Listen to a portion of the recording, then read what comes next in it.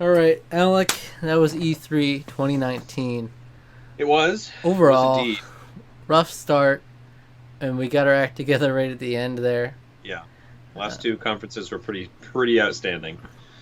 but really, the first three, right? The first three were really unremarkable. And Well, the first three that we talked about anyway. We didn't talk about EA, and we didn't talk about there were some other smaller ones. There was a kind of funny panel that they talked about like 60 indie games or something. There was Limited Run did one, which I guess was really awkward again. I don't know why they really, do one, honestly. Yeah, I don't honestly have no idea why they do it. There was also PC gaming.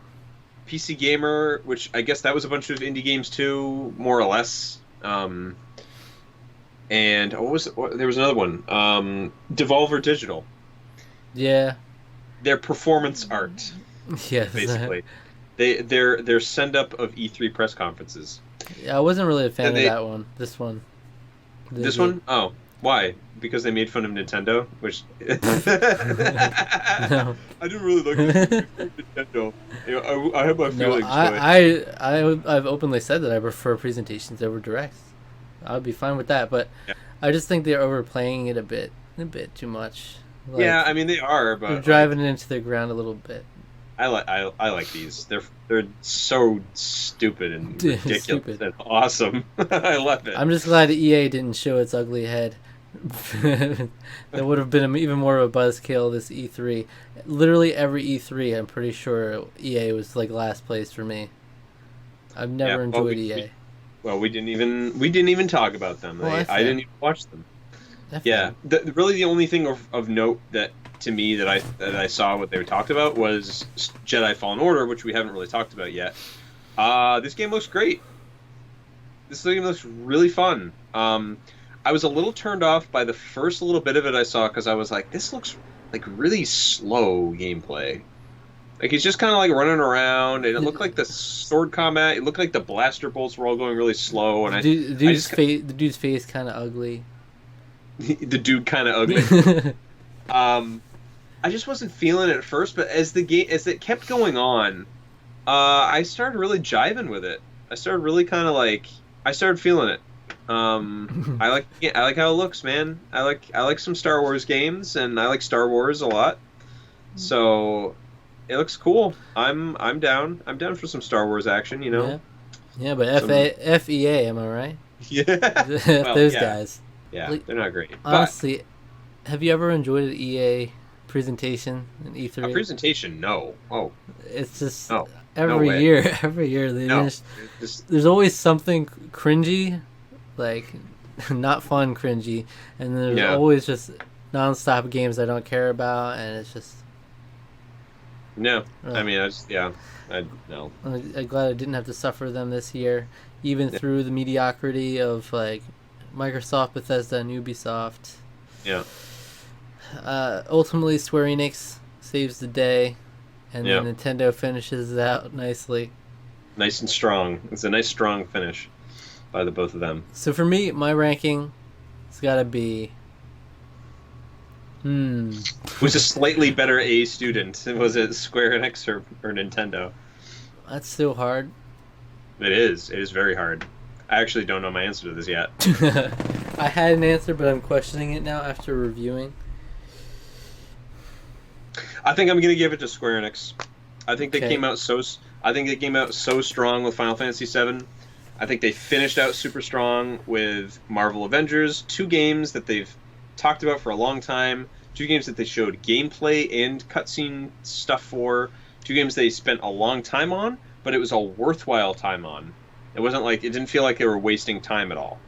Hmm. Um, and then just having a stellar middle where they just surprised you here. They showed some expected stuff they've announced a little bit here, but then they're showing it off again. Really, just a solid.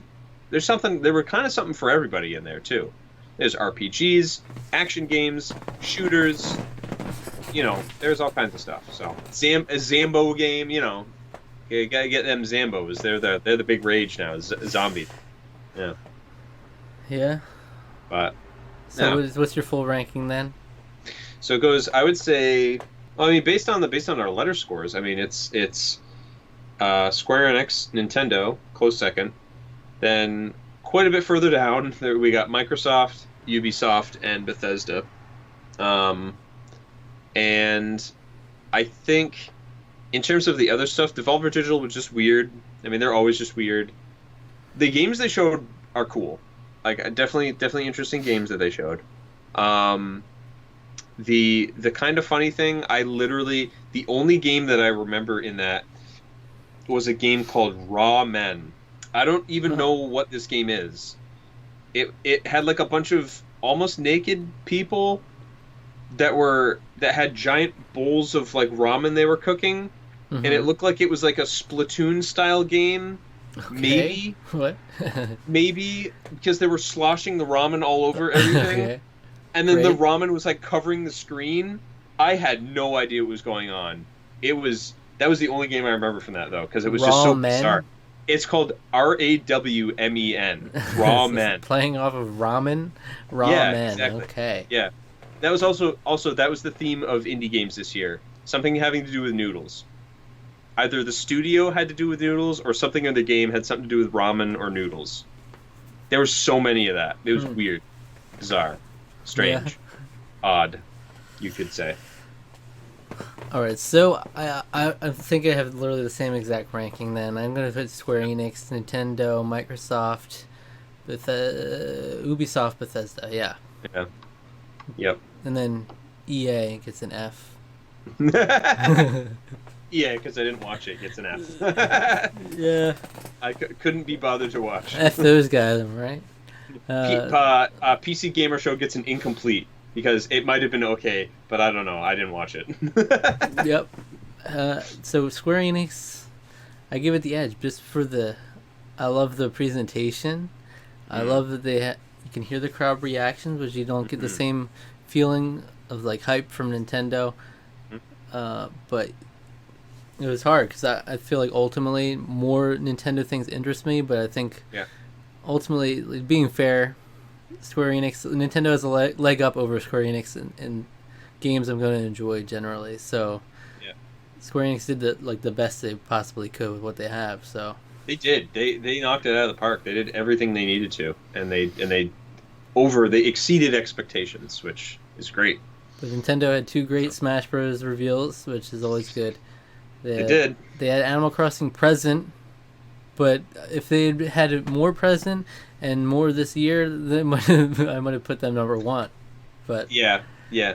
but I see that. I understand that. I'll never forgive them for Amiibo Festival, and for that they get number They 2 will never be forgiven. because Amiibo Festival literally is what has caused this delay. If the Amiibo Festival did not exist, we would have had it earlier. We would have already had Animal Crossing New Horizons.